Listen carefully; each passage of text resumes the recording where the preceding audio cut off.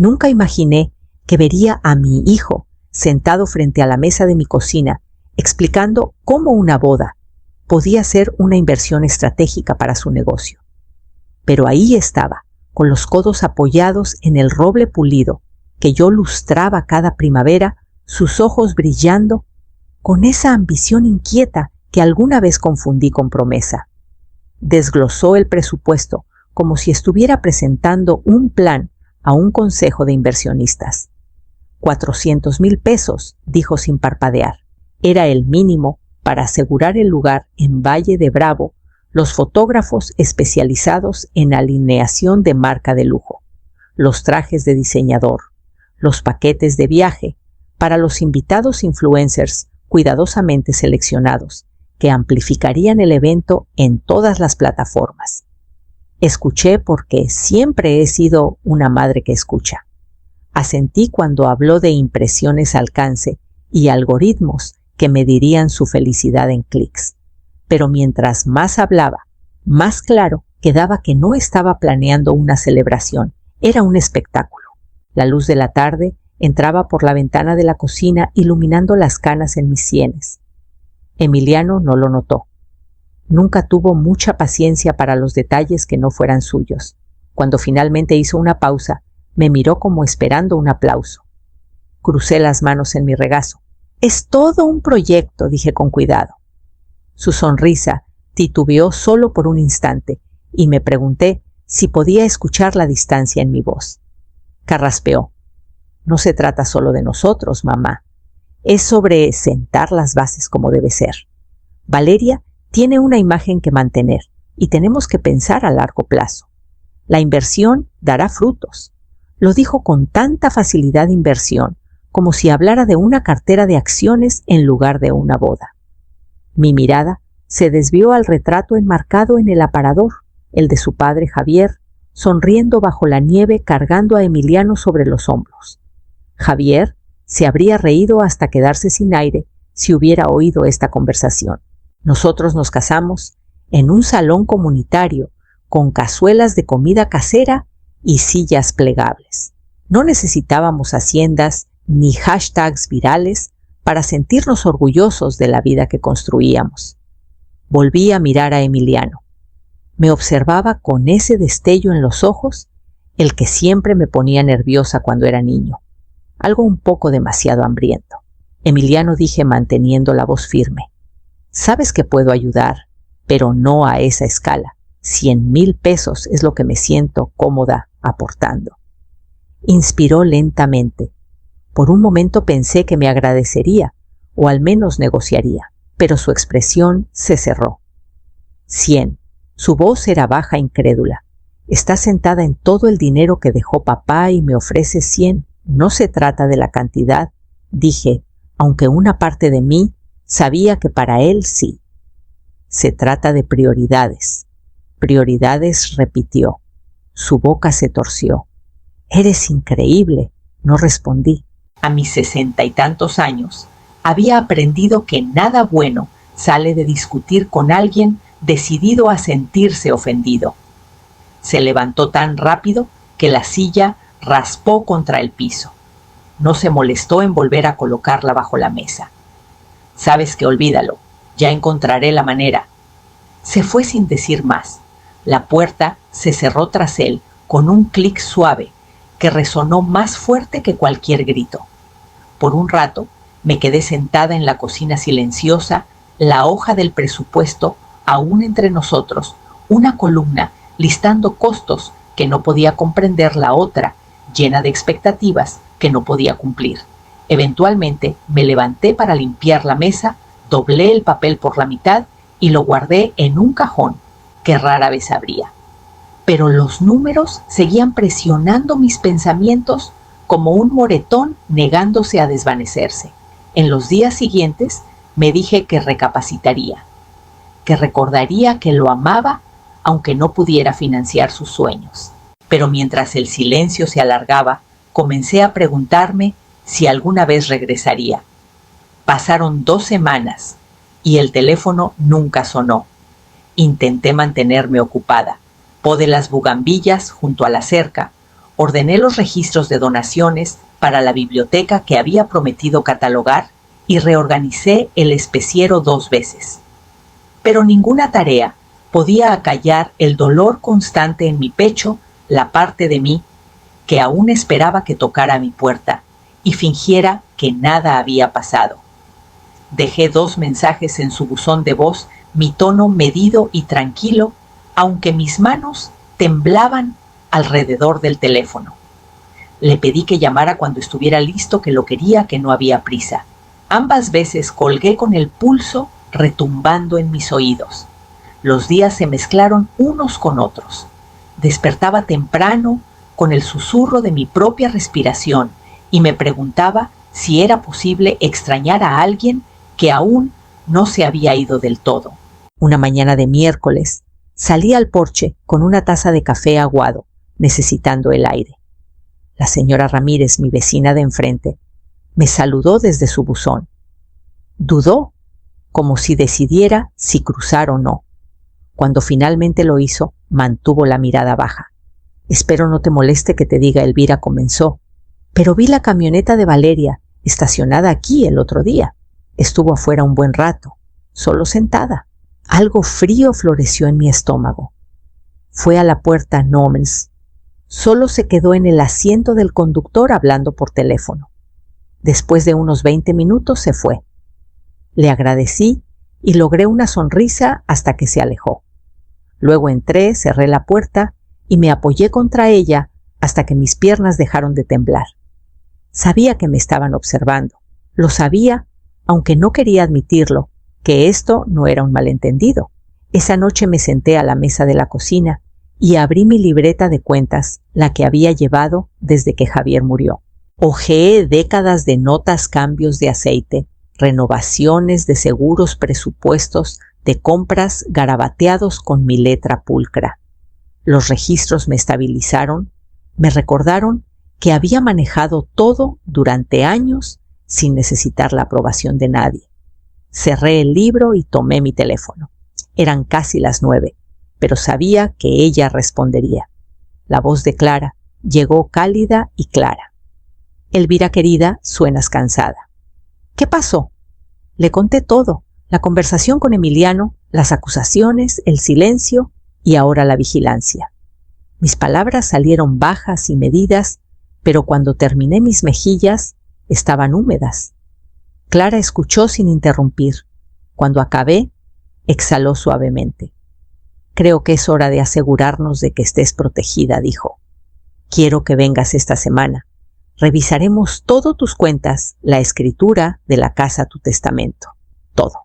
Dudé porque una parte de mí aún creía que tomar precauciones era admitir que algo era irreparable. Pero otra parte, la que había leído demasiados expedientes en la biblioteca sobre familias destrozadas por herencias, sabía más. Está bien, dije, hagámoslo. Y así a la mañana siguiente saqué mis cajas de archivos del closet del pasillo y las apilé cuidadosamente junto a la puerta lista para lo que viniera. La llamada llegó tarde un jueves por la noche. Estaba en la sala revisando una caja de viejas tarjetas navideñas que quería desechar. Me sobresaltó tanto que casi tiré mi té sobre la alfombra. No reconocí el número, pero mi corazón supo antes que mi mente lo entendiera. Respondí y por un momento ninguno habló. Solo podía escuchar el leve zumbido de la línea y mi propia respiración atrapada en la garganta. ¡Mamá!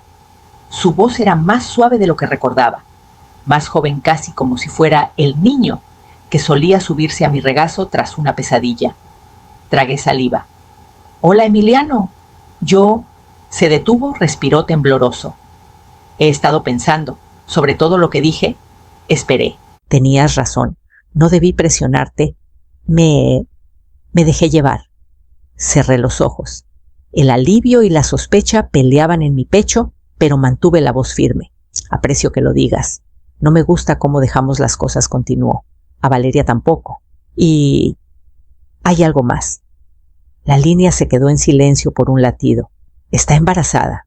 Presioné mi palma sobre mi corazón, como si eso pudiera calmar su repentino galope. 3 meses, añadió en voz baja. Queríamos esperar a decírtelo después del primer trimestre, pero no quería que lo supieras por alguien más. Mi garganta se cerró alrededor de un nudo de palabras que no podía formar. Pensé en todas las veces que imaginé sostener a mi primer nieto, la suavidad de sus mejillas, cómo Javier solía decir que los nietos eran la disculpa de la vida por los errores que cometías con tus propios hijos. Entiendo, dije finalmente, porque algo más habría roto algo en mí que no estaba segura de poder reparar. Siguió apresurado. Quiero arreglar las cosas. ¿De verdad? ¿Podemos vernos solo para hablar? No confiaba en él. No del todo. Pero eso no apagaba el anhelo de ver su rostro, de mirar sus ojos e intentar encontrar al niño que crié. Está bien, dije. ¿Cuándo? Mañana, si puedes. Almuerzo. En el rincón de los sabores. El nombre apretó algo en mi vientre. Era el mismo lugar donde Javier y yo celebramos nuestro 40º aniversario, donde llevé a Emiliano por su graduación universitaria. Se sentía intencional, como si supiera que nunca diría que no a El Rincón. Solo nosotros, pregunté. Solo nosotros, prometió. Tras colgar, me quedé un buen rato sentada, el teléfono pesando en mi mano. Quería creer que lo decía en serio, que el bebé lo había ablandado, le había hecho recordar quiénes éramos el uno para el otro. Pero cuando me levanté para dejar la taza de té en el fregadero, vi mi reflejo en el cristal oscuro de la ventana, hombros rectos, boca tensa. Antes de dormir, preparé mi bolso con cuidado. Mi cartera, mi teléfono, la carpeta de documentos que Clara y yo preparamos. Metí un juego extra de llaves de la casa por si decidía no volver de inmediato. Al destender la cama, recordé la voz de Javier baja y paciente cada vez que me preocupaba por algo que no podía controlar. Confía, pero verifica siempre, me decía. Apagué la luz y me acosté en la oscuridad, mi mano descansando sobre el lugar en mi pecho donde la esperanza aún titilaba demasiado terca para apagarse del todo. La mañana llegó demasiado rápido, y para cuando saqué el coche del garaje me había convencido de que esta era una oportunidad para enmendar el pasado. Pero incluso mientras conducía, una voz pequeña susurraba que ya sabía más. Llegué a El Rincón 15 minutos antes, aunque me dije que era solo porque odio apresurarme. La anfitriona me saludó por mi nombre y por un momento algo cálido se tejió en mi pecho. Ese lugar aún guardaba tantos recuerdos felices, aunque las personas en ellos ya no estuvieran. Me llevó a una mesa en la esquina, la que tenía la lámpara de latón que siempre suavizaba todo. Coloqué mi bolso en la silla a mi lado y crucé las manos sobre el mantel de lino. Estaba empezando a hojear el menú cuando vi a Emiliano acercándose. Vestía impecable, con una chaqueta azul marino y una camisa clara que no reconocí, aunque sospechaba que Valeria la había elegido. Por un instante dejé que el alivio me invadiera. Se veía compuesto sin rastro de la rabia que había oído en su voz aquel día en mi cocina. Se inclinó para besar mi mejilla y la familiaridad casi me desarmó. Mamá dijo, gracias por venir. Por supuesto. Intenté sonreír, pero mi boca no cooperó del todo. Mientras se sentaba, miró por encima del hombro. Mi corazón se contrajo cuando 2 hombres se levantaron de una mesa junto a la barra y se acercaron a la nuestra, moviéndose con la precisión casual de quienes no esperan resistencia. Emiliano se puso de pie para saludarlos. Mamá, ellos son el señor Vargas y el señor Méndez. Me están ayudando con algunos detalles. Sentí el primer verdadero golpe de temor. Detalles, repetí mi voz sonando lejana. No respondió. En cambio, les hizo un gesto para que se sentaran y de repente mi rincón de El Rincón se sintió tan pequeño como un confesionario. Vargas desabrochó una carpeta de cuero y sacó un montón de papeles, lo bastante grueso como para ahogarse con ellos.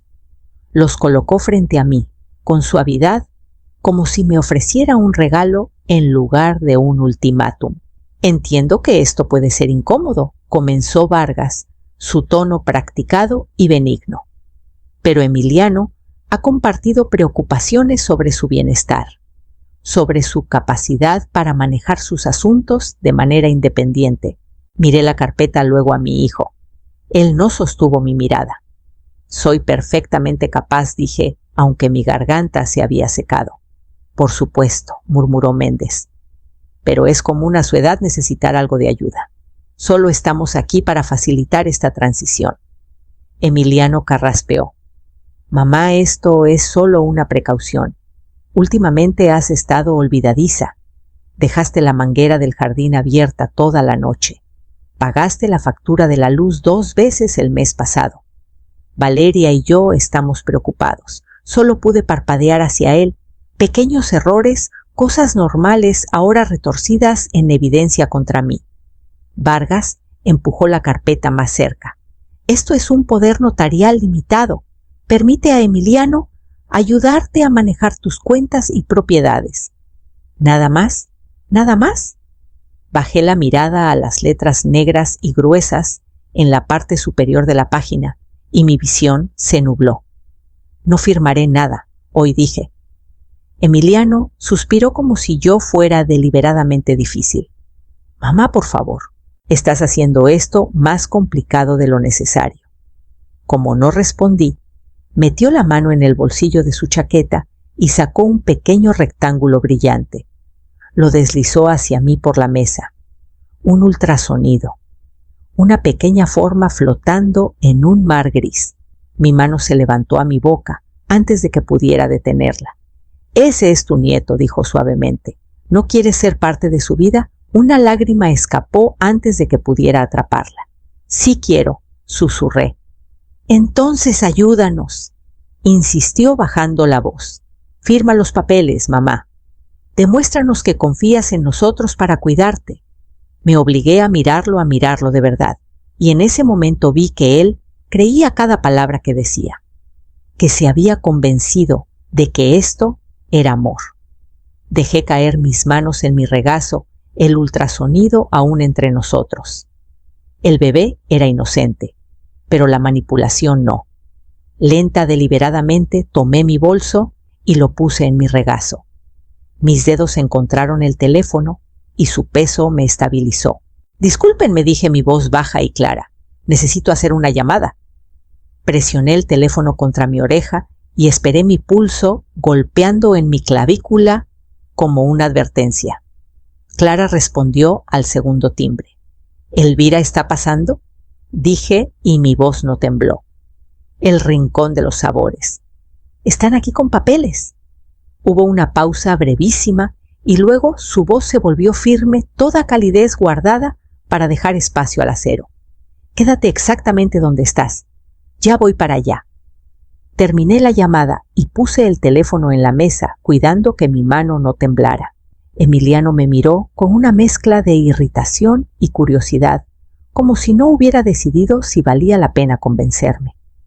¿Qué haces?, preguntó, su tono suave, pero sus dedos tamborileaban inquietos contra el mantel. Crucé las manos en mi regazo. Esperar, dije. Vargas se movió en su silla. Señora Mendoza, entiendo que esto parece abrupto, pero su hijo actúa por preocupación. No lo miré. No miré la carpeta, ni a los abogados, ni al ultrasonido junto a mi vaso de agua. Solo miré a Emiliano. Por un largo momento, ninguno habló. Pensé en todas las veces que lo alcancé cuando era niño, todas las veces que él me respondió. En algún punto, entre entonces y ahora, había aprendido a ver mi amor como algo que podía negociar. Cuando la puerta del restaurante se abrió y Clara entró, sentí el primer respiro real que había tomado en días. Clara llegó a nuestra mesa sin dudar. Me saludó primero su mano cálida en mi hombro antes de volverse hacia los demás con un asentimiento que lograba ser cortés y despectivo a la vez. Caballeros, dijo su voz calma como un lago. Soy Clara Ledoux, la abogada de la señora Mendoza. Vargas abrió la boca, pero ella ya estaba desabrochando su maletín. Sacó un montón de papeles ordenados con pestañas azules, marcando las esquinas. Los puso frente a mí con una precisión cuidadosa que aflojó algo en mi pecho. Estos, dijo su mirada pasando a Emiliano, son los documentos finales del fideicomiso que preparamos el mes pasado. Escuché a Emiliano tomar aire. No lo sabía. Por supuesto que no. Clara continuó sin prisa. Desde hace 2 semanas, la residencia principal, las cuentas de inversión y las pólizas de seguro de la señora Mendoza fueron colocadas en un fideicomiso irrevocable. Tocó ligeramente la página superior. Marisol Guzmán ha sido designada fiduciaria. El rostro de Emiliano se descompuso. Marisol, la ahijada que apenas ves. Sostuve su mirada y no dije nada. Este fideicomiso continuó. Clara está diseñado para garantizar que los deseos de la señora Mendoza se cumplan sin interferencias.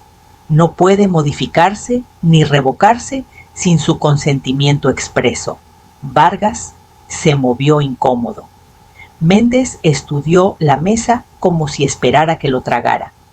La voz de Emiliano, cuando llegó, era frágil. Mamá, no puedes hablar en serio. ¿Hiciste todo esto a mis espaldas? Tú dejaste de ser honesto conmigo, dije, y aunque mi garganta estaba tensa, las palabras salieron firmes. Tuve que proteger lo que tu padre y yo construimos. Abrió la boca, la cerró de nuevo. Por un latido, pareció el niño que solía ponerme dientes de león en la mano y llamarlos tesoro. Pero esa suavidad se endureció antes de que pudiera alcanzarla. No es necesario, dijo voz baja. Solo queríamos ayudarte. Miré el ultrasonido. La pequeña forma se desdibujó tras un velo de lágrimas que me negué a dejar caer. Ayudar, repetí. Clara se volvió hacia los abogados. Si persisten en presionar a la señora Mendoza para que firme cualquier documento, lo consideraremos acoso y responderemos en consecuencia. Vargas carraspeó, pero cualquier réplica que había preparado pareció desvanecerse en el aire entre nosotros. Emiliano me miró su mandíbula apretada. Estás eligiendo dejarme fuera. Tragué saliva.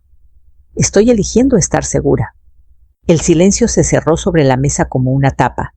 Incluso el murmullo de fondo del comedor pareció desvanecerse.